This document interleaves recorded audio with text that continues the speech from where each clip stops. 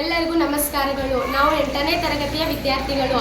ಇಂದು ನಾವು ಪ್ರಜಾಪ್ರಭುತ್ವದ ಕೆಲವು ಮುಖ್ಯ ಅಂಶಗಳನ್ನು ತಿಳಿಸಿಕೊಡುತ್ತೇವೆ. ಡೆಮೋಕ್ರಸಿ ಎಂಬ ಪದವು ಗ್ರೀಕ್ ಭಾಷೆಯ ಡೆಮಾಸ್ ಮತ್ತು ಕ್ರೇಷಿಯಾ ಪದಗಳಿಂದ ಬಂದಿದೆ.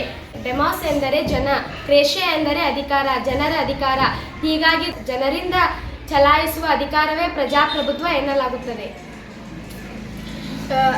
ಅಮೆರಿಕದ ಮಾಜಿ ಅಧ್ಯಕ್ಷರಾದ ಅಬ್ರಹಾಂ ಲಿಂಕನ್ ಅವರ ಪ್ರಕಾರ ಪ್ರಜೆಗಳಿಂದ ಪ್ರಜೆಗಳಿಗಾಗಿ ಪ್ರಜೆಗಳಿಗೋಸ್ಕರ ರಚನೆಗೊಂಡ ಸರ್ಕಾರವೇ ಪ್ರಜಾಪ್ರಭುತ್ವ ಸರ್ಕಾರ ಎಂದು ವ್ಯಾಖ್ಯಾನಿಸಿದ್ದಾರೆ. ಪ್ರಜಾಪ್ರಭುತ್ವಗಳಲ್ಲಿ 2 ವಿಧಗಳು. ಅವುಗಳೆಂದರೆ ಪ್ರತ್ಯಕ್ಷ ಪ್ರಜಾಪ್ರಭುತ್ವ ಮತ್ತು ಪರೋಕ್ಷ ಪ್ರಜಾಪ್ರಭುತ್ವ.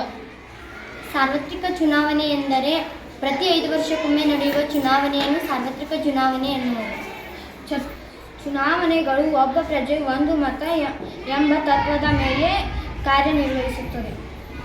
ಭಾರತದಲ್ಲಿ ಮತ ಚಲಾಯಿಸಲು ಇರಬೇಕಾದ ಕನಿಷ್ಠ ವಯಸ್ಸು 18 ವರ್ಷಗಳು.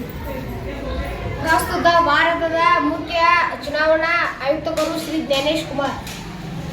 ಕರ್ನಾಟಕದ ಪ್ರಸ್ತುತ ಮುಖ್ಯ ಚುನಾವಣಾ ಆಯುಕ್ತರು ಶ್ರೀ ವಿ. ಅನ್ಬುಕುಮಾರ್. ಧನ್ಯವಾದಗಳು.